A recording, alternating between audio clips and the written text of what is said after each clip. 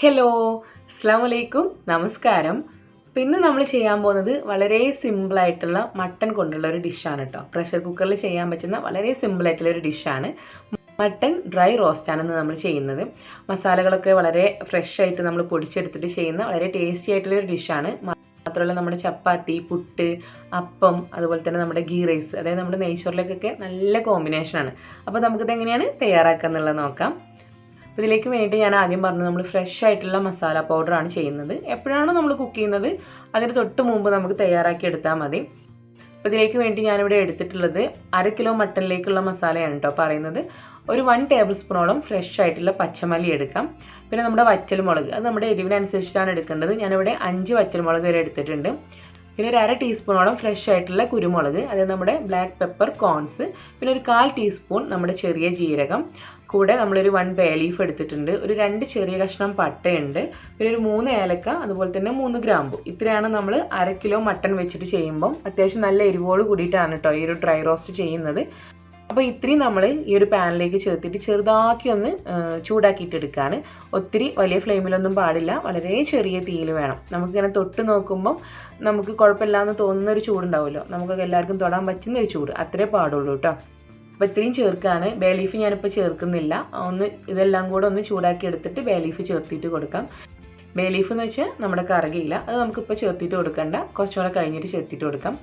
അപ്പോൾ നമ്മളിതിനെ 1 മിനിറ്റ് മാത്രം ഡ്രൈ റോസ്റ്റ് ചെയ്താൽ മതി. വളരെ ചെറിയ തീയിൽ, ഞാൻ പ്രത്യേകം പറയാണ്, തീ കൂടരുത്.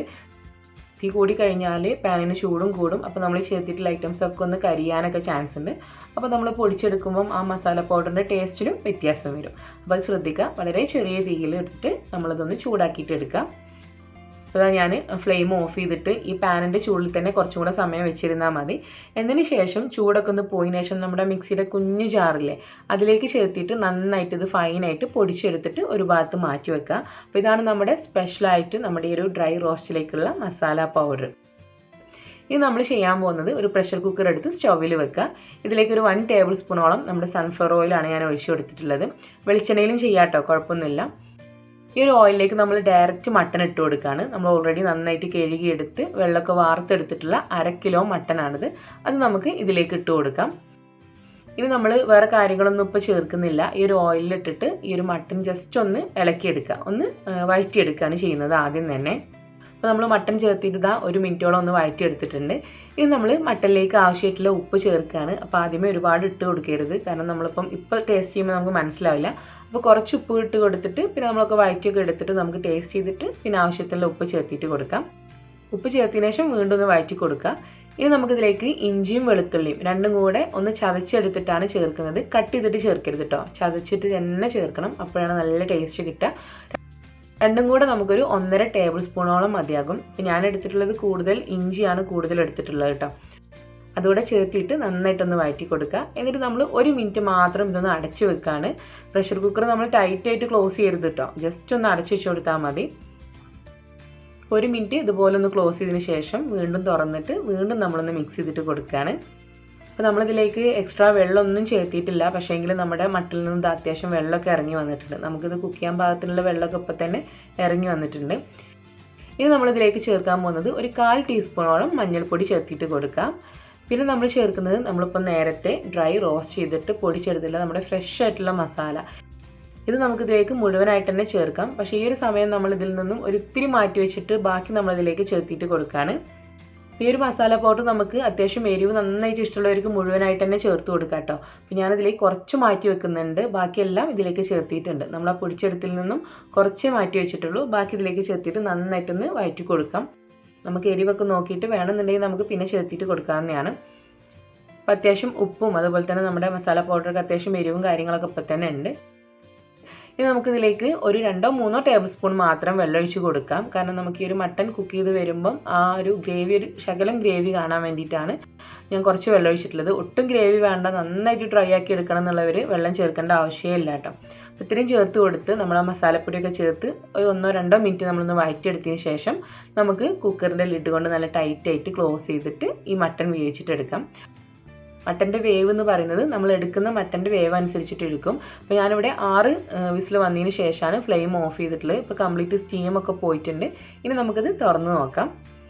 അപ്പോൾ ഇതേ നമ്മുടെ മട്ടനൊക്കെ അത്യാവശ്യം നന്നായിട്ട് തന്നെ കുക്കായിട്ടുണ്ട്. ഇനി നമുക്കിതിലേക്ക് ഒരു 1.5 ടേബിൾ സ്പൂണോളം നമ്മുടെ പുളിയില്ലാത്ത കട്ടിയായിട്ടുള്ള തൈര് ചേർത്തിട്ട് കൊടുക്കാം. കൂടെ ഒരു മീഡിയം സൈസായിട്ടുള്ള തക്കാളി ഇതുപോലെ നീളത്തിൽ അരിഞ്ഞുകൂടെ ചേർത്തിട്ട് കൊടുക്കാം. ഇത് രണ്ടും ചേർത്ത് കൊടുത്തിട്ട് നന്നായിട്ടൊന്ന് വഴറ്റി കൊടുക്കാം. അപ്പോൾ നമ്മൾ ചേർത്തിട്ടുള്ള തക്കാളി ഇതിൽ കിടന്നിട്ട് നന്നായിട്ടൊന്ന് വഴണ്ടി വരണം. അപ്പോൾ നന്നായിട്ടൊന്ന് മിക്സ് ചെയ്തതിന് ശേഷം ചുമ്മാ ഒന്ന് അടച്ചു വെച്ച് കൊടുക്കുക. എന്ന് വെച്ചാൽ ടൈറ്റായിട്ട് നമ്മുടെ കുക്കറിൻ്റെ ലിഡ് കൊണ്ട് ക്ലോസ് ചെയ്യരുത്, വെറുതെ ഒന്ന് അടച്ചു വെച്ച് കൊടുത്താൽ മതി. എന്നിട്ടൊരു 1 മിനിറ്റ് കഴിഞ്ഞിട്ട് നമ്മൾ വീണ്ടും ഇത് ഇളക്കി കൊടുക്കുക. ഇങ്ങനെ ഇളക്കി കൊടുത്തിട്ട് തക്കാളി നന്നായിട്ട് കുഴഞ്ഞ് വരണം കേട്ടോ. നന്നായിട്ട് അതിൽ നമുക്ക് എടുത്ത് കാണാനേ പാടില്ല തക്കാളി. അപ്പോൾ നമ്മുടെ തക്കാളിയൊക്കെ നന്നായിട്ട് ഇതാ വഴണ്ടി കുഴഞ്ഞ് ഇതിൽ കാണാനേ ഇല്ല, ആ ഒരു പരുവത്തിലായിട്ടുണ്ട്. ഈ ഒരു സമയമാകുമ്പോഴത്തേക്ക് നമുക്കിതിലേക്ക് ഒരു പച്ചമുളക് ഇതുപോലെ ഒന്ന് ചെരിഞ്ഞ് കട്ട് ചെയ്തതും അതുപോലെ ഒരു ചെറിയ പീസ് ഇഞ്ചി ഇതുപോലെ നീളത്തിൽ കട്ട് ചെയ്തതും പിന്നെ കുറച്ച് ഫ്രഷ് ആയിട്ടുള്ള നമ്മുടെ മല്ലിയില കൂടെ ചേർത്തിട്ട് കൊടുക്കാം. എന്നിട്ട് വീണ്ടും ഇതിനെ നന്നായിട്ട് തന്നെ മിക്സ് ചെയ്തിട്ട് കൊടുക്കാം. ഇപ്പോഴും ഞാൻ ഫ്ലെയിമൊന്നും ഓഫ് ചെയ്തിട്ടില്ല കേട്ടോ. ആ ഒരു ഗ്രേവി നന്നായിട്ടൊന്ന് വറ്റി വരാൻ വേണ്ടിയിട്ട് വീണ്ടും ഫ്ലെയിമിൽ തന്നെ വെക്കുന്നത്. പിന്നെ ഫൈനലായിട്ട് നമ്മുടെ ബാക്കി വെച്ചിട്ടുള്ള നമ്മുടെ ഫ്രഷ് ആയിട്ടുള്ള ആ ഒരു മസാല പൗഡറിൽ നിന്നും ബാക്കിയിൽ നിന്നും കുറച്ചുകൂടെ മസാല പൗഡർ നമ്മൾ ഫൈനലായിട്ടും കൂടെ ചേർക്കുന്നുണ്ട്. അപ്പോൾ അതിൻ്റെ കറക്റ്റ് ഫ്ലേവറും കൂടെ കിട്ടും. നമുക്കിത് ഫ്രണ്ടിൽ കൊടുന്ന് വെക്കുമ്പോൾ തന്നെ കറക്റ്റ് ആയിട്ടുള്ള ആ ഒരു മസാല പൗഡറിൻ്റെ ഫ്ലേവർ കിട്ടും. അതൊരു പ്രത്യേക ടേസ്റ്റാണ്, നല്ല ഫ്ലേവറുമാണ് കേട്ടോ. അപ്പോൾ ഇത്രയേ ഉള്ളൂ നമ്മുടെ നല്ല ഡ്രൈ ആയിട്ടുള്ള മട്ടൺ റോസ്റ്റ്. ഒന്ന് ചൂടൊക്കെ പോയി കഴിയുമ്പോൾ കുറച്ചും കൂടെ ഒന്ന് തിക്കായിട്ടുള്ളൊരു ഡ്രൈ ആയിട്ടുള്ളൊരു റോസ്റ്റ് ആയിട്ട് തന്നെ കിട്ടും. ഇത് പ്രത്യേകിച്ചും പുട്ടിലേക്ക് നല്ല ടേസ്റ്റാണ് കേട്ടോ. പുട്ട് ഇഷ്ടമുള്ളവർക്ക് ഒന്ന് ട്രൈ ആവുന്നതാണ് ഈ ഒരു മട്ടനും കൂടെ ചേർത്തിട്ട് കഴിക്കാൻ. അതുപോലെ തന്നെ ചപ്പാത്തി, അപ്പം, നെയ്ച്ചോറ് ഇതിലേക്കൊക്കെ നല്ല ടേസ്റ്റാണ്. തീർച്ചയായിട്ടും ട്രൈ ചെയ്യുക. ഉണ്ടാക്കാൻ വളരെ എളുപ്പമാണ്. ബാച്ചിലേഴ്സിനാണെങ്കിലും എളുപ്പമാണ്. സവാള അരിയ അങ്ങനത്തെ പരിപാടികളൊന്നുമില്ല. അപ്പോൾ ട്രൈ ചെയ്തിട്ട് നിങ്ങളുടെ ഫീഡ്ബാക്ക്സ് പറയാൻ മറക്കരുത്.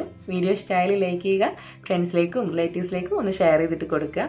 അതുപോലെ തന്നെ ചാനൽ സബ്സ്ക്രൈബ് ചെയ്യാതെയാണ് കാണുന്നതെങ്കിൽ ഒന്ന് സബ്സ്ക്രൈബ് ചെയ്യാം കേട്ടോ. അപ്പോൾ ഇനി നമുക്ക് വീണ്ടും സിമ്പിളായിട്ടുള്ള റെസിപ്പീസുമായിട്ട് കാണാം. Thank you. അസ്സലാമു അലൈക്കും.